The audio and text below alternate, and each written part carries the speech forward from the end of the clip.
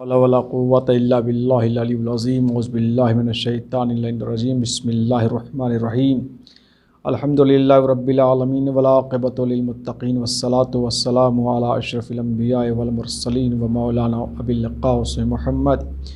عزیزان محترم، ماہ مبارک رمضان کی آج پہلی تاریخ ہے اور خداوند عالم کا رحمت کا مہینہ، مغفرت کا مہینہ، بخشش کا مہینہ، گناہوں کے ختم ہونے کا مہینہ شروع ہو گیا ہے۔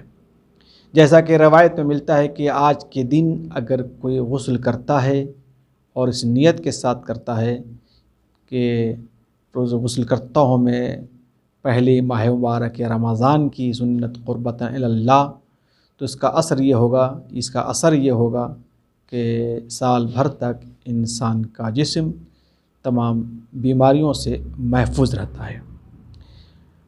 انسان اس ماہ مبارک رمضان میں اللہ کی عبادت میں مشغول رہتا ہے اور اللہ کا مہمان بن جایا کرتا ہے۔ جب انسان اس ماہ مبارک رمضان میں روزہ رکھتا ہے تو روزہ رکھنے کی چند فضیلتیں ہوا کرتی ہیں، اس کے بہت سے فائدے ہوا کرتے ہیں، جس فائدے کو قرآن کریم نے بھی اور اہل بیت علیہ السلام کی روایت نے بھی ہمیں بتایا ہے۔ قرآن کریم کی بہت سی ایسی آیتیں ہیں جو روزے کے فائدے کو بیان کرتی ہیں، اور اہل بیت علیہ السلام کی بہت سی ایسی حدیثیں ہیں جو ہمیں روزے کو فائدے کو بیان کرتی ہیں۔ اگر انسان روزے کے فائدے کو سمجھ جائے تو کبھی بھی روزے کو ترک نہیں کر سکتا، روزے کو چھوڑے گا نہیں۔ روزے کا ایک سب سے بڑا فائدہ یہ ہے کہ انسان متقی بن جاتا ہے، جیسے کہ قرآن کریم میں ہے کہ انسان اللہ کے نزدیک سب سے محبوب ترین انسان اور اچھا انسان، اعلیٰ ترین درجے پہ فائز ہونے والا انسان وہ ہے جس کا اخلاق اچھا ہوتا ہے، تقوی اچھا ہوتا ہے۔ اور تقوی انسان کو اس وقت میسر ہوتا ہے جب انسان حکم الہی کے تابع ہو جائے، اور خاص کر کے بتایا جاتا ہے کہ جب انسان روزہ رکھتا ہے تو وہ متقی بن جاتا ہے۔ لہٰذا روزہ انسان کو تقوی کی طرف دعوت دیتا ہے اور انسان کو متقی اور پرہیزگار بنا دیا کرتا ہے۔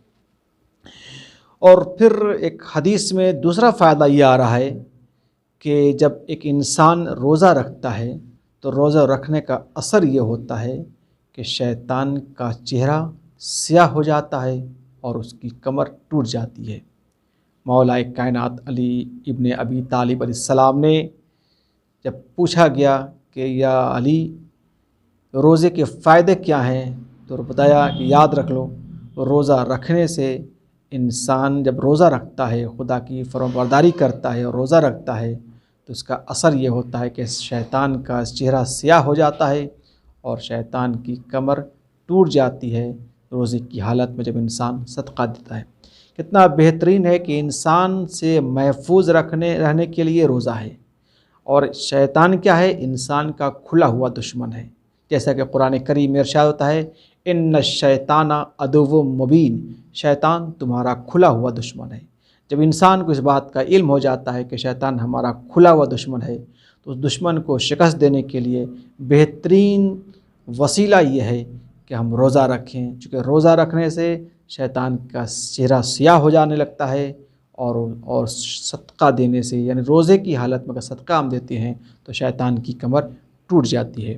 اور اس کے بعد کہا کہ ایک اور تیسرا فائدہ یہ ہے، روزہ رکھنے کا تیسرا فائدہ یہ ہے کہ جب انسان روزہ رکھتا ہے تو روزہ رکھنے کے سلسلے میں جب انسان خدا کی اطاعت میں مشغول ہو جاتا ہے تو فرشتگان الہی انسان کے اوپر درود بھیجتے ہیں۔ کیا خوش نصیب وہ انسان ہوتا ہے کہ جب وہ خدا کی اطاعت میں مشغول ہوتا ہے تو فرشتگان الہی اس پر درود بھیجتے ہیں۔ اور اس کے بعد پھر ایک اور فائدہ بتایا جاتا ہے، روزہ رکھنے کا ایک اور فائدہ یہ ہے کہ انسان کا جسم پاک ہو جاتا ہے۔ جب انسان روزہ رکھتا ہے تو انسان کا جسم پاک ہو جاتا ہے، جیسا کہ روایت میں آیا ہے لکل شیء زکوۃ و زکوۃ الابدان الصوم، ہر شے کے لیے ایک زکوٰۃ ہوا کرتی ہے اور جسم کی زکوٰۃ روزہ ہے، یعنی انسان جب روزہ رکھتا ہے تو اس کا جسم پاک و پاکیزہ ہو جاتا ہے۔ اور اس کے علاوہ بھی بہت ایسی حدیثیں ہیں، بہت ایسے فائدے ہیں جو روزہ رکھنے کے، جس کو انسان اگر بیان کرے تو کافی وقت اس کے لیے درکار ہوتا ہے۔ مثال کے طور پر جب انسان روزہ رکھتا ہے تو فرشتے درود بھی بھیجتے ہیں اور انسان کو خوشخبری بھی دیتے ہیں۔ ظاہر سی بات ہے، جو فرشتہ خوشخبری دے رہا ہے وہ بہترین نیوز ہوگی، بہترین پیغام ہوگا۔ اس کے بعد امام جعفر صادق علیہ السلام فرماتے ہیں کہ روزے دار جب روزہ رکھتا ہے تو فرشتے اس کے لیے دعا کرتے ہیں، فرشتے اس کے لیے دعا کرتے ہیں، اور دعا جو فرشتے کریں گے تو فرشتے کی دعا بارگاہ الہی میں قبول ہو جاتی ہے۔ بہرحال انسان بھی جب روزہ رکھتا ہے تو روزہ رکھنے کی صورت میں فرشتے دعا کرتے ہیں، اس کی دعا قبول ہو جاتی ہے۔ اس بہت سے فائدے ہیں، لیکن فائدوں میں یہ فائدہ یہ ہے کہ اتنی چیزیں جو اللہ سبحانہ و تعالیٰ عطا کر رہا ہے وہ کیوں عطا کر رہا ہے؟ کیونکہ ایک انسان جو ہے اللہ کا تابع بنا ہوا ہے، فرما بردار بنا ہوا ہے۔ کس طریقے سے تابع بنا ہوا ہے، کس طریقے سے فرما بردار بنا ہوا ہے؟ اس کی مثال یہ ہے کہ ایک انسان کے پاس سب کچھ مہیا ہے، کھانے کے لیے کھانا موجود ہے، پھل موجود ہے، غذا موجود ہے، ٹھنڈا پانی موجود ہے، شربت موجود ہے، سب کچھ موجود ہے۔ گھر میں اکیلا ہے، فریج کے اندر سب کچھ ہے، کچن کے اندر سب کچھ ہے، کھانا بھی بہترین کھانا مہیا ہے، سب کچھ آرام دہ شے موجود ہے، اور گھر میں اکیلا ہے۔ وہ انسان اگر چاہتا تو وہ نعمتوں کو استعمال کر لیتا، مگر وہ اکیلا ہونے کے باوجود نعمتیں سامنے ہیں، پیاس کی شدت برداشت کر رہا ہے لیکن پانی نہیں پی رہا ہے، بھوک کی شدتیں برداشت کر رہا ہے مگر پانی نہیں پی رہا ہے، سب کچھ برداشت کر رہا ہے۔ کیوں؟ اس لیے کہ وہ خدا کی اطاعت میں لگا ہوا ہے۔ تو جب ایک انسان کے سامنے کھانا بھی ہے، پانی بھی ہے، غذا بھی ہے، سب کچھ مہیا ہے، اور اس کے علاوہ وہ کچھ نہیں کر رہا ہے، کچھ نہیں کھا رہا ہے، کچھ نہیں پی رہا ہے، صرف اطاعت الہی میں ہے کہ اگر میں نے پانی پی لیا تو حکم خدا کے خلاف ہو جائے گا، اگر میں نے کھانا کھا لیا تو حکم خدا کے خلاف ہو جائے گا، اگر میں نے یہ غلط کام کر لیا تو حکم خدا کے خلاف ہو جائے گا۔ تو وہ اللہ یہ دیکھ رہا ہے کہ ہمارا بندہ کتنا مطیع اور فرمانبردار بندہ ہے، کہ سب کچھ سامنے موجود ہے لیکن میری اطاعت میں وہ اپنے سر کو خم کیے ہوئے کچھ نہیں کھا رہا ہے۔ اسی لیے اللہ فرماتا ہے کہ روزہ میرا ہے اور میں اس کی جزا دوں گا۔ جو بھلا اللہ جزا دے اس جزا کا مرتبہ کیا ہوگا، وہ جزا کا انعام جو انعام دے گا وہ انعام کتنا بلند و بالا ہوگا۔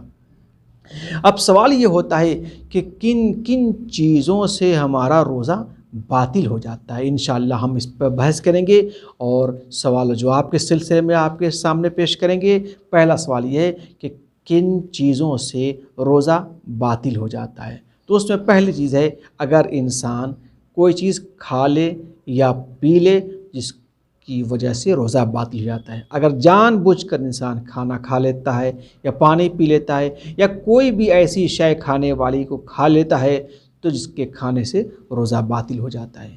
تو کیا اگر انسان بھول کر کھانا کھا لیتا ہے یا بھول کر پانی پی لیتا ہے تو کیا روزہ باطل ہوتا ہے؟ نہیں، ایسی صورت میں اگر انسان بھول کر کھا بھی لیتا ہے اور بھول جان کر بھی پانی پی بھی لیتا ہے تو ایسی صورت میں اس کا روزہ باطل نہیں ہوتا۔ دوسرا سوال یہ ہے کہ کیا روزے کی حالت میں ہم پیسٹ کر سکتے ہیں، برش کر سکتے ہیں، اب کولگیٹ کر سکتے ہیں یا نہیں کر سکتے؟ مسئلہ یہ ہے کہ ہم روزہ ہیں، روزے کی حالت میں ہیں، لیکن ہم چاہ رہے ہیں کہ ہمارے منہ سے بو نہیں آئے۔ جب بو کا تذکرہ آ گیا تو میں ایک حدیث پیش کرتا ہوں کہ اللہ کو روزے دار کی منہ کی بو اتنی پیاری ہوتی ہے کہ وہ کہتا ہے کہ عنبر اور مشک سے بھی زیادہ پسند ہے۔ جو روزے دار کے منہ سے بو آتی ہے اللہ کو بہت پیاری ہے۔ اب ایک انسان ہے چونکہ معاشرے میں رہنا ہے، سماج میں رہنا ہے، تو کیا وہ ایسی صورت میں روزے کی حالت میں ہے تو کیا وہ برش کر سکتا ہے یا پیسٹ کر سکتا ہے یا نہیں کر سکتا ہے؟ اور اگر کرتا ہے تو کیا روزے پہ اس کا اثر ہوگا یا نہیں ہوگا؟ جواب: آیا انسان روزے کی حالت میں برش کر سکتا ہے یا نہیں کر سکتا ہے؟ دیکھیے، انسان اگر اس بات پر یقین ہے، اسے یقین ہے کہ ہم جو برش کر رہے ہیں اس کا ذائقہ حلق کے نیچے تک نہیں جا سکتا ہے، اگر اسے یقین ہے کہ ہم برش کرنے سے کولگیٹ اور پیسٹ کا ذائقہ حلق کے نیچے تک نہیں جا سکتا ہے، صرف دانت ہی تک محدود رہے گا اور پھر دانت سے کلی کر کے باہر نکل جائے گا، اس کا ذائقہ، اس کی بو حلق تک نہیں جا سکتی ہے، اگر یہ یقین ہے اس کو ہے کہ حلق کے نیچے نہیں جا سکتے تو ایسی صورت میں وہ برش کر سکتا ہے۔ لیکن اگر یقین نہیں ہے، ہو سکتا ہے کہ اس کا ذائقہ حلق میں نہیں چلا جائے، تو اگر ایسی صورت میں یقین نہ ہونے کی صورت میں اگر انسان برش کرتا ہے تو اس کا روزہ باطل ہو جائے گا۔ مگر اگر برش کر رہا ہے لیکن اس کا ذائقہ اور اس کی بو حلق کے نیچے نہیں جا رہی ہے تو اسے روزہ باطل نہیں ہوگا۔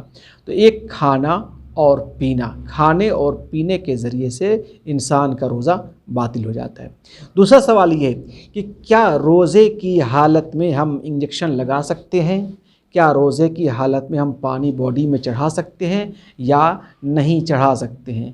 کیا انجیکشن لگانے سے ہمارا روزہ باطل ہو جائے گا یا پھر سرم چڑھانے سے یا پانی جو بدن میں چڑھایا جاتا ہے اس کے چڑھانے سے روزہ باطل ہو جائے گا یا باطل نہیں ہوگا؟ نہیں، انجیکشن لگانے سے یا پانی چڑھانے سے روزہ باطل نہیں ہوتا ہے۔ انشاءاللہ ہم ہر روز روزے کے فضائل، قرآن کے اوپر، آیات کے اوپر، فضیلت کے اوپر، صدقات کے اوپر اور افطار کے اوپر اور کوشچن آنسر کے لحاظ سے ہم ہر روز انشاءاللہ آپ کی خدمت پہنچیں گے۔